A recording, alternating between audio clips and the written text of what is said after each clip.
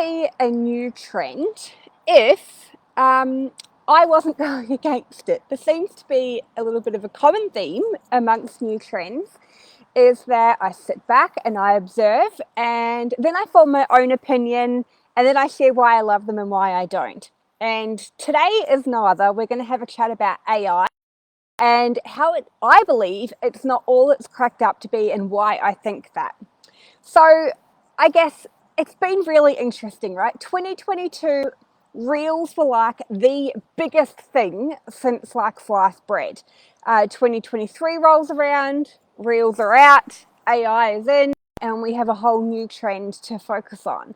If you're scrolling through your social media apps, most marketers that you are potentially stumbling across are talking about how amazing AI is and how revolutionary it is and how it's going to be the changing face of your business and blah, blah, blah, blah, blah, blah.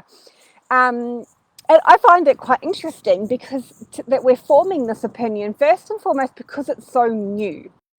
But also, I guess my question to some of these people is that, are you just jumping on this bandwagon because other people have jumped on the bandwagon and now you're just promoting something because that's what other people are promoting and you're just kind of going with the flow of the salmon up the stream, for lack of a better word. And I want to talk about what my opinions are on this and why you won't see me jumping on talking about how this is like the best thing in the whole wide world. And why? So let's talk. So AI, are things like Chat GPT.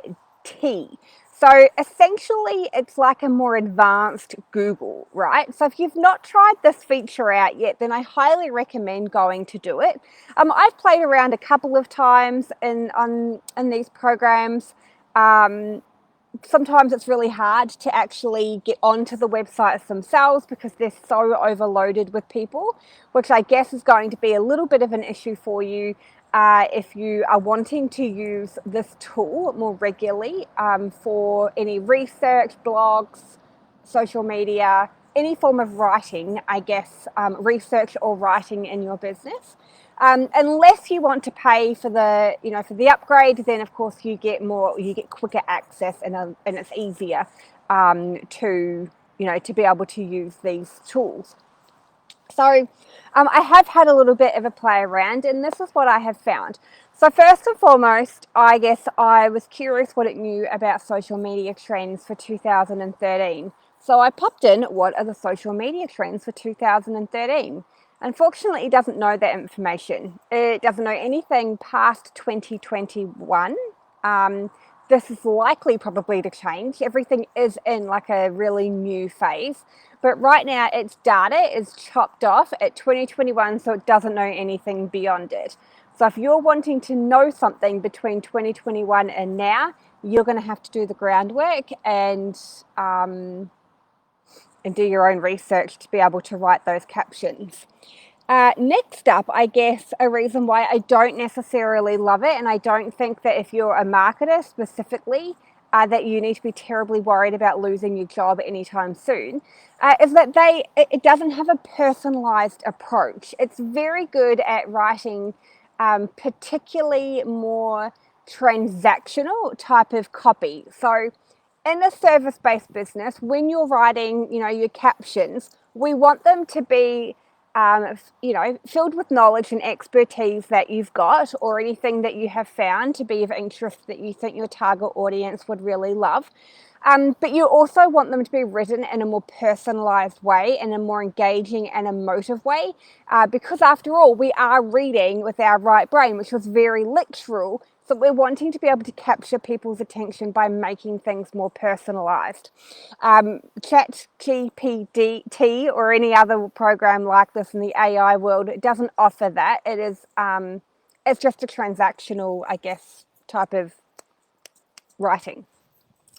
In terms of the research, so I have read, people specifically, like let's say in the law industry or the law sector, kind of saying that, for those graduates coming out of university, those more entry-level based roles are going to be more challenging because now we've got chat or we've got writing functions to be able to do the research, to be able to formulate the article and the blogs, etc., moving forward. Now, yes, I guess there is an element of truth to that. You can use these to put together, articles and writing for you, which is going to be quicker than, I guess, doing all the research yourself and then going ahead and writing it all. But the thing is, and where it kind of falls down a little bit right now, is that a lot of the information that you may be provided, you still need to go and do the research behind the scenes to check the actual facts. Not everything you receive from one of these tools is actually factual and has the potential to be completely made up and to be complete bollocks. So the last thing you would want to be doing would be handing in like a university manuscript or like a master's or a thesis or like a really important document that actually required factual evidence. This tool currently isn't going to be able to do that for you. It may write something, but you're still going to have to do all of that backward to get the actual facts and then likely tweak or rewrite with what you actually currently find. So that may actually cause you double time because you're going to be researching facts and then rewriting what is inaccurate. You just be, in my opinion, probably better off to start from scratch and then do that whole thing moving forward. Why else do I not think it's going to be like the be or end all? I guess at the end of the day, if you run a service-based business, you run it to be able to help and to serve people. And these functions or the AI, I guess it doesn't know everything. Like it's a little bit like Siri or Google Maps. So if I'm going somewhere, I can put in an address. Now, Google Maps doesn't know that that highway is currently not open. It doesn't know that that road is closed. It doesn't know that there has been, recent, that there's roadworks or, like there's so many elements that often happen when you put addresses. I remember my brother and I were in Barcelona and we put in an address, and what it failed to tell us was that the directions that it was giving us were actually one-way streets that we couldn't drive down because they were going the other direction. So the information you can take it on board, but it doesn't necessarily mean that it's going to be the right information, or you can't always take it at face value. Another example of this is I read this in a Facebook group where someone put in what is, I'm paraphrasing here, but what is a word that has a silent V? Now, the AI function came back and said salmon, so SALMON. And the person then wrote, where is the silent V in salmon? And it then went on to spell salmon. Normally, like the silent V is in salmon, it is spelt blah, blah, blah. So therefore the V is silent. So one, there is no silent V, I believe, based on the Oxford Dictionary. There is no V in salmon. But also, even in the text it was writing and saying this is how you spell salmon, there was no V. So kind of amusing that the information provided was completely inaccurate and wrong at the end of the day. So that's, I guess, another example of how it doesn't know everything, right? Nothing knows everything. But it also can't, as I mentioned at the start, it can't personalize things for you. So if you're in a service-based business and you're wanting to showcase your knowledge and your skill and your expertise, then the best way to do that is based on your own knowledge, expertise, and advice, right? I don't sit here and go, what are 5 topics to do on a live, or why are lives so good?